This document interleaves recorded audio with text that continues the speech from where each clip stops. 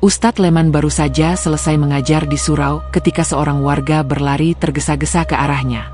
Nafasnya tersengal, wajahnya penuh kecemasan. "Ustadz, Raffi meninggal," serunya, hampir tak percaya dengan kabar yang baru saja ia sampaikan. Ustadz Leman terdiam, jantungnya berdetak lebih cepat. Raffi adalah sahabat lamanya, seseorang yang dikenalnya sejak kecil. Mereka tumbuh bersama, berbagi suka dan duka, hingga takdir membawa mereka ke jalan hidup yang berbeda. Leman menjadi seorang ustadz, sementara Raffi merantau mencari nafkah. Mendengar kabar kematian sahabatnya begitu mendadak, Ustadz Leman merasa ada sesuatu yang tak wajar. Ketika ia tiba di rumah duka, suasana di sana begitu mencekam. Para pelayat berbisik-bisik dengan nada ketakutan, beberapa bahkan tak berani menatap jenazah Raffi. Ustadz Leman mendekati tubuh sahabatnya yang terbaring kaku di tikar, dan saat ia melihat wajahnya, napasnya tertahan. Mata Raffi terbuka lebar, membelalak dengan ekspresi penuh ketakutan. Mulutnya sedikit menganga, seolah hendak berteriak sebelum ajal menjemput. Tapi yang lebih mengejutkan adalah kondisi tubuhnya. Walau baru saja meninggal beberapa jam lalu, jasadnya sudah membiru dan mengeluarkan bau busuk yang menyengat.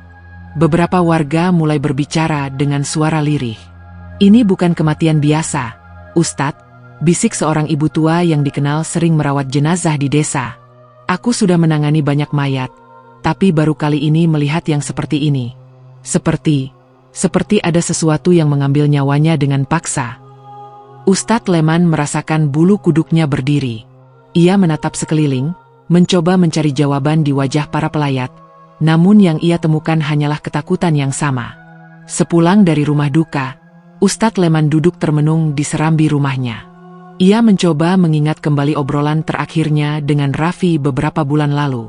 Saat itu, Raffi baru kembali dari rantau dan mengatakan bahwa ia telah mendapatkan pekerjaan di desa sebagai pekerja di rumah Pak Darsa, seorang juragan kaya yang tiba-tiba memiliki kekayaan melimpah dalam beberapa tahun terakhir. Pak Darsa bukanlah orang yang dulunya terpandang. Ia hanya seorang petani biasa, namun entah bagaimana, ia tiba-tiba menjadi seorang saudagar yang memiliki banyak tanah dan usaha. Orang-orang desa kerap berbisik tentangnya, membicarakan asal-usul kekayaannya yang mencurigakan. Ada yang bilang ia mendapat warisan dari kerabat jauh, ada pula yang percaya bahwa ia telah melakukan pesugihan. Namun tak ada yang berani bertanya langsung, sebab setiap orang yang mempertanyakan kekayaan Pak Darsa selalu mengalami kemalangan. Ada yang jatuh sakit tanpa sebab, ada pula yang tiba-tiba menghilang tanpa jejak. Hati Ustadz Leman semakin resah. Ia teringat bagaimana beberapa hari sebelum meninggal, Raffi sempat berkunjung ke rumahnya. Saat itu, wajahnya terlihat pucat dan tubuhnya gemetar. "Leman, aku merasa ada sesuatu yang tidak beres di rumah Pak Darsa," bisiknya dengan suara nyaris tak terdengar. "Aku sering mendengar suara-suara aneh di malam hari, suara jeritan, tangisan. Aku melihat sesuatu yang tak seharusnya ada di dunia ini." Ustadz Leman tak sempat menanyakan lebih jauh karena Raffi buru-buru pergi, seolah takut ada yang mendengar pembicaraan mereka. Sekarang, setelah kematiannya yang misterius, Ustadz Leman merasa firasat buruknya benar. Ada yang tak beres di rumah Pak Darsa, dan ia harus mencari tahu apa yang sebenarnya terjadi. Malam itu, Ustadz Leman memutuskan untuk mendatangi rumah Pak Darsa. Ia berjalan perlahan menyusuri jalan setapak menuju rumah besar yang berdiri di ujung desa, jauh dari pemukiman warga. Rumah itu tampak megah, dengan gerbang besi tinggi dan halaman luas. Namun, ada sesuatu yang aneh. Udara di sekitar rumah terasa lebih dingin dibanding tempat lain. Angin yang berhembus membawa aroma anyir, dan keheningan yang tidak wajar menyelimuti tempat itu. Saat Ustadz Leman berdiri di depan gerbang, ia merasa seolah ada mata yang mengawasinya dari balik jendela rumah. Ia melangkah masuk dengan hati-hati, dan saat mencapai halaman depan, langkahnya terhenti. Di sudut halaman, ia melihat sesuatu yang mencengangkan. Seekor ayam hitam dengan mata merah menatapnya lekat-lekat. Ayam itu tidak bergerak, hanya berdiri diam seolah sedang mengawasi. Ustadz Leman merasakan hawa yang semakin berat. Ia melangkah mundur, lalu mengucapkan doa dalam hati. Saat itulah, terdengar suara langkah dari dalam rumah. Jantungnya berdebar kencang. Sesaat kemudian, pintu utama terbuka perlahan, dan dari dalam kegelapan, muncul sosok tinggi dengan tatapan tajam, Pak Darsa. Wah, Ustadz Leman, malam-malam begini berkunjung ke rumah saya? Tanyanya dengan senyum tipis yang terasa dingin. Ustadz Leman berusaha menjaga ketenangannya. Saya hanya ingin bersilaturahmi, Pak Darsa, jawabnya sambil mengamati sekeliling. Rumah itu terasa lebih dingin dari yang seharusnya, dan aroma dupa bercampur anyir tercium di udara. Pak Darsa tersenyum, tapi ada sesuatu dalam tatapannya yang membuat Ustadz Leman waspada. Mari masuk, Ustadz. Saya siapkan teh hangat. Namun, sebelum sempat melangkah lebih jauh, Ustadz Leman melihat sesuatu di lantai teras, noda merah gelap yang sudah mengering. Ia menelan ludah, lalu berkata, "Maaf, saya baru ingat ada urusan lain. Saya pamit dulu." Tanpa menunggu jawaban, ia berbalik dan pergi. Ia tahu, jika ia tetap berada di sana, sesuatu yang buruk bisa terjadi. Malam itu, saat tidur di musola dekat rumah Pak Darsa, Ustadz Leman terbangun oleh suara rintihan. Awalnya samar, tapi lama-lama semakin jelas. "Leman, tolong aku." Suara itu membuatnya tersentak. Ia membuka mata dan melihat bayangan seseorang berdiri di sudut ruangan. Bayangan itu semakin jelas, dan wajahnya membuat hati Ustadz Leman mencelos. Itu adalah Raffi, dengan wajah penuh luka dan mata yang memancarkan kesakitan. Ustadz Leman mengusap wajahnya, mencoba memastikan bahwa ia tidak sedang bermimpi. Namun sosok Raffi masih ada di sana, berdiri dengan tubuh bergetar. "Leman, kau harus menghentikannya. Aku bukan satu-satunya," bisiknya lirih. Ustadz Leman merasa tubuhnya kaku. "Siapa? Raffi? Siapa yang harus aku hentikan?" tanyanya dengan suara tercekat. Raffi mengangkat tangannya, menunjuk ke arah luar mushola, ke sebuah tempat yang tersembunyi di balik rumah Pak Darsa. Di sana, gudang tua. Suara Raffi semakin melemah, lalu tubuhnya perlahan memudar. Saat itu juga, Ustadz Leman tahu bahwa ia harus bertindak. Ia akan pergi ke gudang tua itu, dan mengungkap rahasia kelam yang disembunyikan Pak Darsa. Pagi masih gelap ketika Ustadz Leman berjalan menuju gudang tua di belakang rumah Pak Darsa. Udara terasa berat, seolah dipenuhi energi yang tidak kasat mata.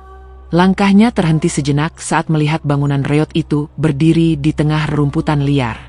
Atapnya miring, dinding kayunya lapuk, namun entah mengapa, aura yang dipancarkannya begitu menyeramkan.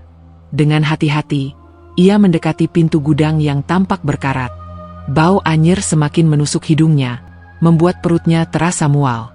Saat ia meraih gagang pintu, jari-jarinya merasakan sesuatu yang basah dan lengket. Ketika ia mengangkat tangannya ke depan wajah, darah segar menetes dari gagang pintu itu. Jantungnya berdetak kencang, tetapi ia tahu bahwa ia tidak boleh mundur.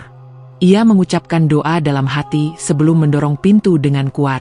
Derit kayu tua mengisi udara, diikuti oleh hembusan angin dingin yang seakan keluar dari dalam gudang. Cahaya pagi yang masuk melalui celah dinding cukup untuk menerangi isinya, dan apa yang dilihat Ustadz Leman membuatnya tertegun. Di lantai tanah, terlihat lingkaran ritual dengan simbol-simbol aneh yang terukir menggunakan darah. Di tengah lingkaran, terdapat sesajen berupa kepala kambing yang sudah mengering, serta beberapa potongan tubuh yang tampaknya berasal dari manusia. Tubuh Ustadz Leman merinding, namun ia mencoba tetap tenang. Ia melangkah lebih dalam, dan di sudut ruangan, ia melihat beberapa tengkorak manusia yang disusun rapi dalam sebuah kotak kayu. Ada belasan tengkorak di sana, dan di antara tumpukan itu, ia melihat sesuatu yang membuat matanya panas, kalung milik Raffi. Ustadz Leman menggenggam kalung itu erat. Tubuhnya gemetar, bukan karena ketakutan, tetapi karena kemarahan. Ia berbalik untuk pergi dan melaporkan temuannya kepada warga, tetapi tiba-tiba, udara di dalam gudang berubah drastis. Rasanya seperti ada sesuatu yang menghisap oksigen dari ruangan itu, membuatnya sulit bernapas. Langkahnya terhenti ketika suara langkah berat terdengar dari arah pintu. Sosok Pak Darsa berdiri di sana, menatapnya dengan mata merah menyala. Namun yang lebih menyeramkan adalah bayangan besar yang muncul di belakangnya. Sosok hitam dengan bentuk yang tak bisa didefinisikan. Tubuhnya besar dengan tangan panjang dan kuku tajam yang tampak seperti cakar. Wajahnya samar, tetapi dari mulutnya yang menganga, suara erangan keluar, memenuhi udara dengan aroma busuk. Kau tak seharusnya ada di sini, Ustadz. Suara Pak Darsa terdengar berat, hampir bukan suara manusia lagi. Kau telah mengusik apa yang bukan urusanmu. Ustadz Leman menatapnya tanpa gentar. Kau telah mengambil nyawa banyak orang untuk keserakahanmu. Darsa, kau harus dihentikan, katanya tegas. Pak Darsa tertawa, tetapi tawa itu terdengar seperti dua suara bercampur menjadi satu, suara manusia dan suara makhluk lain yang lebih menyeramkan. Mereka adalah tumbal. Aku telah memberi apa yang diinginkan, dan aku mendapatkan imbalan. Kau pikir doa-doamu bisa mengusirku? Saat itu, makhluk hitam di belakang Pak Darsa bergerak maju. Ruangan terasa semakin dingin, dan dari bayangan gelapnya, Ustadz Leman bisa melihat wajah-wajah tersiksa dari arwah yang terperangkap di dalamnya. Wajah Raffi ada di sana, menatapnya dengan mata penuh penderitaan. Ustadz Leman tidak mundur. Ia menarik napas dalam dan mulai membaca ayat suci dengan lantang. Suara itu bergema di dalam gudang, membuat makhluk hitam itu menggeram marah. Pak Darsa menggeliat kesakitan, memegang kepalanya seakan ada sesuatu yang menghancurkan pikirannya dari dalam. Makhluk itu mengeluarkan suara melengking, dan tiba-tiba, angin kencang berputar di dalam gudang. Barang-barang beterbangan, debu berhamburan, dan tanah di bawahnya mulai retak. Ustadz Leman tetap teguh, melanjutkan doanya tanpa henti. Setiap ayat yang ia lantunkan membuat makhluk itu semakin meronta kesakitan. Tubuhnya bergetar hebat seperti akan meledak. Pak Darsa berteriak, "Hentikan! Aku mohon. Aku tidak ingin mati." Tetapi sudah terlambat. Tubuhnya mulai berubah, kulitnya menghitam seperti arang, lalu retak dan meleleh seperti lilin yang terbakar. Ia berteriak mengerikan sebelum akhirnya tubuhnya hancur menjadi abu, menghilang bersama angin. Makhluk hitam itu mengeluarkan pekikan terakhir sebelum tubuhnya tersedot ke dalam pusaran gelap yang muncul di lantai. Arwah-arwah yang terjebak di dalamnya mulai terlepas satu persatu, termasuk Raffi. Mereka melayang dalam cahaya putih sebelum menghilang, menuju tempat yang lebih damai. Saat semua berakhir, Ustadz Leman tersungkur ke tanah, napasnya terengah-engah. Gudang tua itu kini sunyi, tetapi energi jahat yang ada di dalamnya telah menghilang sepenuhnya. Setelah kejadian itu, Ustadz Leman segera melaporkan semua yang ia temukan kepada warga. Dengan bantuan beberapa orang, mereka menggali tanah di sekitar gudang dan menemukan lebih banyak jasad yang telah dikorbankan dalam ritual keji Pak Darsa. Beberapa di antaranya adalah orang-orang yang telah lama menghilang tanpa jejak. Warga desa gempar. Mereka tak menyangka bahwa sosok yang selama ini mereka hormati karena kekayaannya ternyata menyimpan rahasia yang begitu kelam. Rumah Pak Darsa digeledah, dan ditemukan banyak barang-barang ritual yang semakin membuktikan keterlibatannya dalam pesugihan. Jenazah Raffi akhirnya dimakamkan dengan layak, bersama para korban lainnya. Saat pemakaman, beberapa warga mengaku melihat sosok Raffi berdiri di kejauhan, tersenyum sebelum akhirnya menghilang bersama angin. Setelah semua selesai, Ustadz Leman kembali menjalani hidupnya seperti biasa, tetapi ia tahu bahwa ia telah melewati sesuatu yang tidak akan pernah ia lupakan. Malam-malamnya masih sering dihantui oleh bayangan Raffi dan jeritan dari arwah yang terperangkap dalam kegelapan. Namun, ia merasa lega karena telah membalaskan dendam sahabatnya dan menghentikan kejahatan yang terjadi di desanya. Rumah Pak Darsa dibiarkan kosong. Tak ada yang berani mendekatinya, bahkan setelah bertahun-tahun berlalu.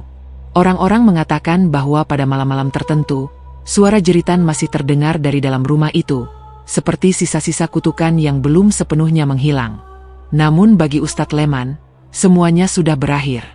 Ia percaya bahwa selama seseorang tetap berada di jalan yang benar, kejahatan tidak akan pernah menang.